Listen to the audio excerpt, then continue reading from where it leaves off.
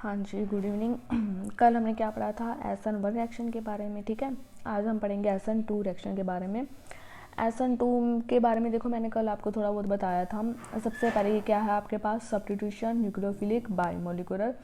SN1 2 step में होती थी, ये क्या होती है, सिंगल स्टेप में होती है। उसका जो रेट ऑफ रिएक्शन है वो डिपेंड करता था सिर्फ कंसंट्रेशन ऑफ अल्काइल हैलाइड। इसका रेट ऑफ रिएक्शन डिपेंड करता है concentration of alkyl halide as well as nucleophile. ठीक है, तो अल्काइल हैलाइड का ऑर्डर 1, न्यूक्लियोफाइल का ऑर्डर 1, तो ये कौन सा काइनेटिक फॉलो करती है, सेकंड ऑर्डर काइनेटिक। मेरे पास क्या है, अल्काइल हैलाइड, यहाँ पे कौन क्या है मेरे पास, न्यूक्लियोफाइल। तो न्यूक्लियोफाइल को जैसे ही हैलाइड दिख रहा है, हैलाइड को बाहर भेजेगा, खुद उसकी जगह पे आके लग जाएगा। That's why this reaction is known as the substitution nucleophilic. Rate किस पे डिपेंड है, अल्काइल हैलाइड पे, और क्या है, nucleophile. That's why this follow the second order kinetics.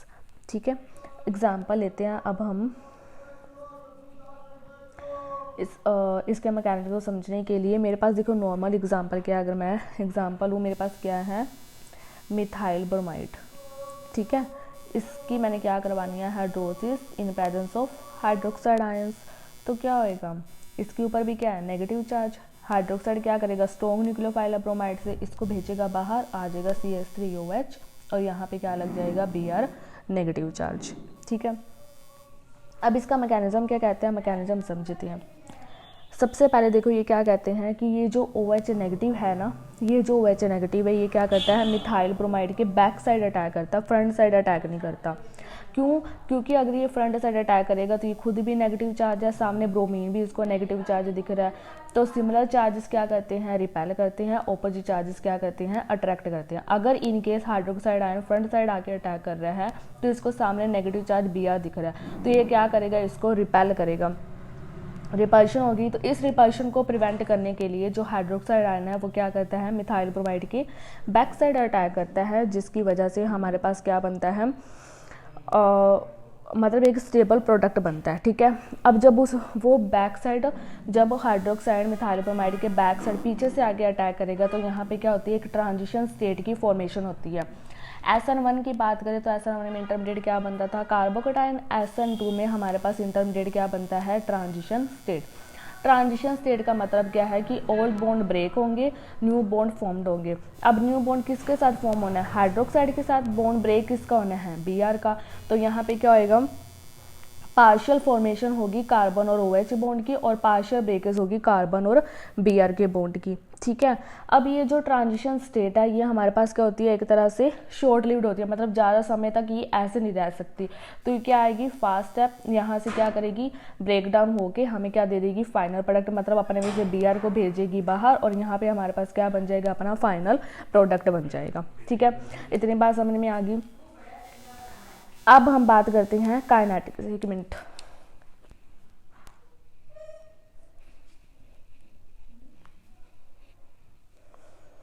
इतना समझ आ गया ना। अभी जो हमारे पास हाइड्रोक्साइड आयन है वो क्या करेगा, फ्रंट साइड अटैक नहीं करता, क्योंकि Br उसके सामने है, वो भी नेगेटिव चार्ज है, दोनों चार्जेस एक दूसरे को क्या करेंगे, रिपेल करेंगे।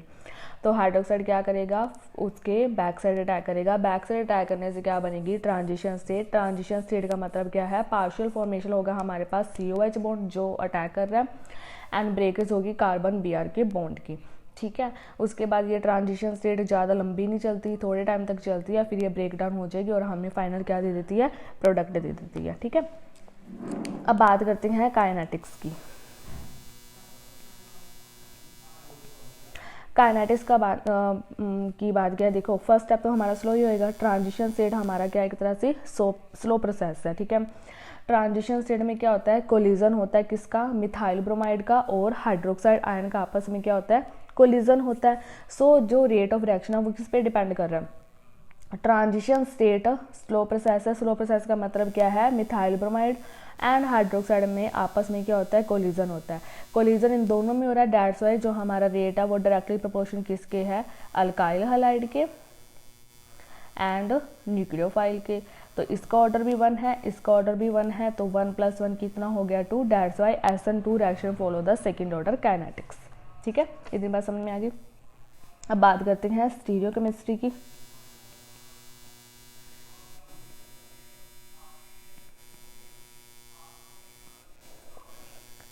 हाँ जी, स्टीरियोकेमिस्ट्री में क्या देखो, अगर आपको SN1 हमने पढ़ी, उसमें हमने बोला था कि अगर फ्रंट साइड अटैक करेगा तो रिटेंशन ऑफ कॉन्फ़िगरेशन होगी, अगर बैक साइड अटैक करेगा तो इन्वर्जन ऑफ कॉन्फ़िगरेशन होगी। तो हमारे पास क्या बनता था, रेसिड्यू मिक्सचर।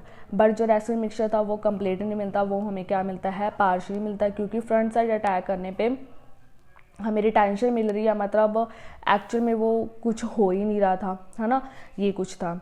अब इसमें क्या सिर्फ एक साइड अटैक ही हो रहा है, न्यूक्लियोफाइल कहाँ पे अटैक कर रहा है, बैक साइड अटैक कर रहा है। अगर वो बैक साइड अटैक कर रहा है मतलब हमें यहाँ पे कौन सी कॉन्फ़िगरेशन ऑब्टेन्ड होगी, that is the inversion of configurations, है ना, इन्वर्जन ऑफ कॉन्फ़िगरेशन। तो मैंने आपको कल एक चीज़ बताई थी, अगर हमारे सिस्टम में POS है, अगर हमारे सिस्टम में POS नहीं है, अगर POS नहीं है तो वो कंपाउंड क्या होगा, ऑप्टिकली एक्टिव। अगर POS प्रेजेंट है तो वो क्या होगा, ऑप्टिकली इनएक्टिव। अगर आपको SN1 याद हो तो पहले हमारा कंपाउंड क्या था, ऑप्टिकली एक्टिव था, बट जैसे हमने उसे फ्रंट साइड और बैक साइड अटैक करवाया तो हमारे पास रेसिड्यू मिक्सचर बना था, जो हमारे पास क्या हो गया था, ऑप्टिकली इनएक्टिव, है ना, ऑप्टिकली इनएक्टिव हो गया था।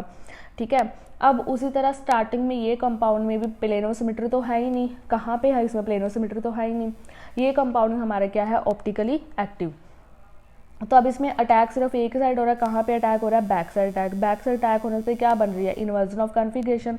तो कंपाउंड तो हमारा क्या है, ऑप्टिकली एक्टिव ही है, क्योंकि इसमें फ्रंट साइड अटैक तो हुआ नहीं, जिसकी वजह से हम ये बोल देते कि दोनों ने रेसिड्यू मिक्सचर बनाया, कंपाउंड हमारा ऑप्टिकली एक्टिव से इनएक्टिव हो गया। इसमें सिंपल हमारे पास क्या है, पहले भी ऑप्टिकल एक्टिव था, जब बैक साइड अटैक हुआ, इन्वर्जन ऑफ कॉन्फ़िगरेशन हुई, तब भी हमारे पास कंपाउंड क्या है, ऑप्टिकली एक्टिव ही है। ठीक है, एग्जाम्पल देखें, जैसे मैंने क्या लिया, वही है मेरे पास, क्या है, ब्रोमो वाला कंपाउंड ही है। ठीक है, ये मेरे पास एक सॉलिड कार्बन हो गया जिसके साथ 3 ग्रुप लगे हैं। मान लो मैं ये एग्जांपल ले रही हूँ, यहाँ पे BrC6H13 हाइड्रोजन, यहाँ क्या है CH3, यहाँ पे क्या है, न्यूक्लियोफाइल ने अटैक करना है। ठीक है, अब क्या आएगा, यहाँ पे पार्शियल ब्रेकेज होगी, यहाँ पे पार्शियल फॉर्मेशन होगी, इसको शो कर दो ट्रांजिशन स्टेट की फॉर्म में, C6H13H, यहाँ पे क्या आ गया, CH3, यहाँ पे क्या हो रही है, partial breakage of Br bond, यहाँ पे क्या हो रही है, partial formation of carbon OH bond. Transition state है, ब्रेक डाउन होगी, फाइनल आपको क्या दे देगी, प्रोडक्ट दे देगी। Br आपका जाएगा यहाँ पे बाहर और यहाँ पे क्या बन जाएगा, C6H13HOH और यहाँ बन जाएगा CH3 ग्रुप। ठीक है, तो इसका मतलब हमें ये समझ आ गया कि SN2 में हमारे पास स्टार्टिंग में भी ऑप्टिकली एक्टिव कंपाउंड था, जब हम बैक साइड अटैक करते हैं तब हमारे पास इन्वर्जन ऑफ कॉन्फ़िगरेशन मिलती है, तब भी हमारा कंपाउंड क्या रहता है, ऑप्टिकली एक्टिव ही रहता है। ठीक है, क्योंकि उसमें कुछ मतलब ना रिटेंशन होती नहीं, अगर रिटेंशन होती फिर दूसरा कंपाउंड उसके सामने रखते तो वो सेम आता, ऐसा कुछ हुआ नहीं।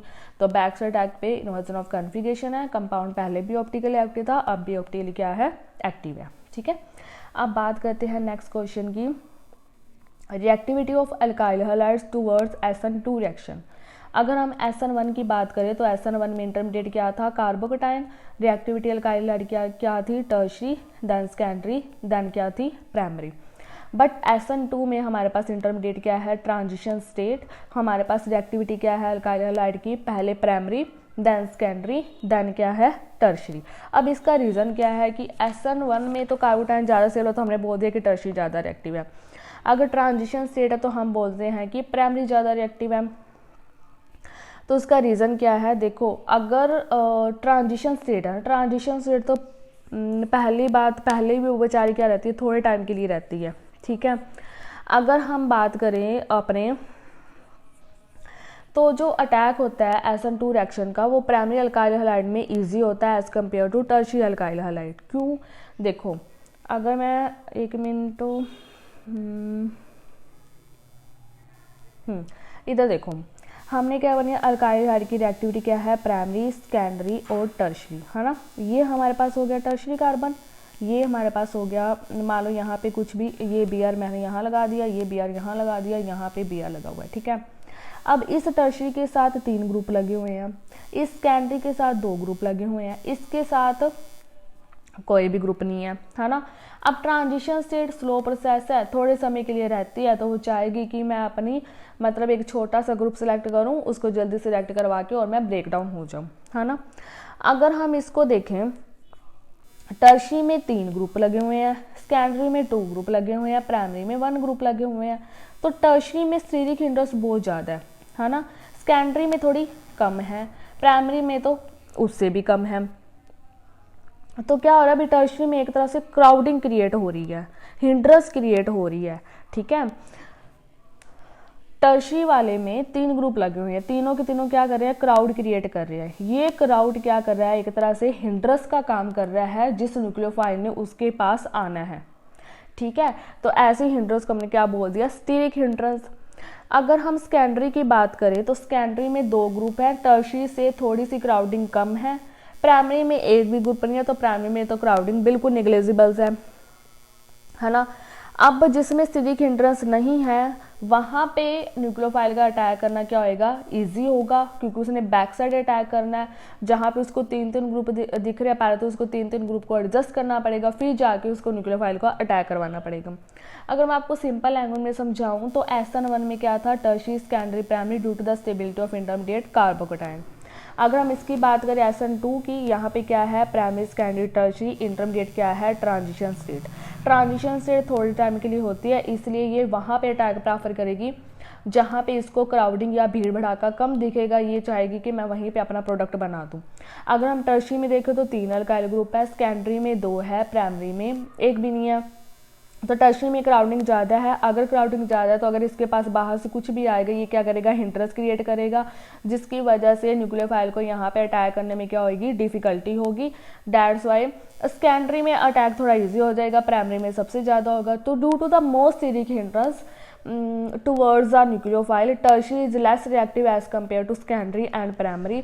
तो for SN2 reactivity of alkyl क्या है, प्राइमरी, सेकेंडरी, टर्शरी, क्योंकि इसकी स्टीरिक हिंड्रेंस कम है, स्टीरिक हिंड्रेंस कम होने की वजह से यहाँ पे अटैक इजीली होगा। अगर SN1 की बात करें तो टर्शरी, सेकेंडरी, प्राइमरी, क्योंकि इसका इंटरमीडिएट कार्बोकेटाइन ज़्यादा स्टेबल है, stable carbocation more easily the product is formed, ठीक है। अब हम बात करते हैं, ये तो हुआ हमारा SN1 और SN2, ठीक है। अब है कौन कौन से फैक्टर हैं जो SN1 या SN2 मैकेनिज्म को क्या करते हैं, अफेक्ट करते हैं, ठीक है। सबसे पहले देखो फर्स्ट फैक्टर है स्ट्रक्चर ऑफ अल्काइल हैलाइड। अब हमें एक चीज़ तो पता चल गई, जो प्राइमरी अल्काइल हैलाइड है वो क्या फॉलो करेगा, SN2 मैकेनिज्म, जो टर्शियरी अल्काइल हैलाइड है वो फॉलो करेगा SN1 मैकेनिज्म। सेकेंडरी को तो कोई इफेक्ट नहीं है, सेकेंडरी SN1 भी शो कर सकता है, SN2 भी शो कर सकता है, ठीक है। फर्स्ट फैक्टर ये हो गया। नेक्स्ट है नेचर ऑफ न्यूक्लियोफाइल। न्यूक्लियोफाइल हमारे पास 2 तरह के होते हैं, एक होता है स्ट्रॉन्ग न्यूक्लियोफाइल, एक होता है वीक न्यूक्लियोफाइल। स्ट्रॉन्ग न्यूक्लियोफाइल कौन से होंगे, जो नेगेटिवली चार्ज होंगे, लाइक जैसे हाइड्रोक्साइड आयन। ये कौन सा मैकेनिज्म फॉलो करेंगे, SN2। SN2 क्या है आपके पास, सिंगल स्टेप रिएक्शन, ठीक है। वीक न्यूक्लियोफाइल जो क्या होंगे, पॉजिटिव चार्ज, जैसे हो गया वाटर, तो ये क्या करेंगे, SN1 मैकेनिज्म फॉलो। ये कितने स्टेप में कंप्लीट होंगे, 2 स्टेप में, क्लियर। नेक्स्ट है नेचर ऑफ सॉल्वेंट। हमारे पास 2 तरह के सॉल्वेंट होते हैं, पोलर और नॉन पोलर। पोलर का मतलब क्या होता है कि जिसका डायपोल मोमेंट चेंज होता है, नॉन पोलर जिसका डायपोल मोमेंट चेंज नहीं होता। अगर डायपोल मोमेंट इक्वल टू 0 है वो कंपाउंड क्या होते हैं, नॉन पोलर। अगर नॉट इक्वल टू 0 है तो वो क्या होते हैं, पोलर। तो पोलर सॉल्वेंट लाइक जैसे आप ले लो वाटर, ठीक है, ये कौन सा मैकेनिज्म फेवर करेंगे, SN1 मैकेनिज्म। नॉन पोलर जो मतलब डिजोल्व नहीं होते, like carbon tetrachloride, organic solvent, ये कौन सा मैकेनिज्म फॉलो करेंगे, SN2 मैकेनिज्म, ठीक है। नेक्स्ट बात करते हैं concentration of nucleophiles. Concentration of nucleophile, जितनी कंसंट्रेशन न्यूक्लियोफाइल की ज़्यादा होगी वो फेवर करेगा SN2 mechanism. Low concentration of nucleophile favour करेंगे SN1 मैकेनिज्म, ठीक है। High concentration of nucleophile follows SN2 mechanism, low concentration of nucleophile favour SN1 mechanism. SN1 and SN2 में डिफरेंस ये आप देख लेना, ये आपका खुद का काम है, ठीक है। और मैंने एक चीज़ आपको और बतानी थी, एक ना आपकी बुक में ये कंपाउंड दिए होंगे पॉली हैलोजन कंपाउंड, ठीक है, ये टॉपिक दिया होगा। इसमें ना आपने कुछ नहीं करना, जितने आपको कंपाउंड दिए हुए ना पॉली, जैसे क्लोरोफॉर्म, कार्बन टेट्राक्लोराइड, उनका एक एक प्रिपरेशन मेथड और उसके दो प्रॉपर्टीज़ और दो यूजेस, बस ये आपका खुद का ही काम है, इसमें कुछ समझाने वाला है नहीं, तो ये आप खुद से कर लेना, ठीक है। पॉली हैलोजन कंपाउंड में जितने भी कंपाउंड है सभी का एक एक मेथड प्रिपरेशन का, दो दो उसके प्रॉपर्टीज़ और दो दो उसके यूजेस, ठीक है। एक टॉपिक दिया होगा आपको E1 एंड E2 रिएक्शन, ये सेम है लाइक SN1 और SN2, इसमें सब्स्टिट्यूशन होती है, इसमें एलिमिनेशन होती है, तो ये आप खुद से करोगे, ठीक है। ईजी है, कुछ नहीं, अगर कोई प्रॉब्लम हो तो मेरे से पूछ लेना। मेन जो हमारा काम था SN1 SN2 हो गया। आपके लिए मैंने क्या छोड़ा है, एक पॉली हैलोजन कंपाउंड में सिर्फ आपने उनके दो दो प्रॉपर्टीज़, दो दो यूजेस और एक एक प्रिपरेशन, समझाने वाला कुछ है नहीं, मैंने भी लिखना है, आपने सिर्फ पढ़ना ही है सिर्फ, ठीक है। ऐसे देख लेना, बाई चांस अगर पेपर में आ जाए तो हमें पता हो। एंड E1 एंड E2 का सेम ऐसे ही है, बस इसको देख लेना, अगर SN SN2 समझ आ गई तो E1 E2 तो अपने आप ही हो जाएगी आपकी, ठीक है। तो यहाँ पे अपना अल्काइल हाइड होता है ओवर। अब हम नेक्स्ट वीडियो में स्टार्ट करेंगे अपना अराइल हाइड, ठीक है। तो तब तक अपना अल्काइल हाइड कंप्लीट करके रख लेना।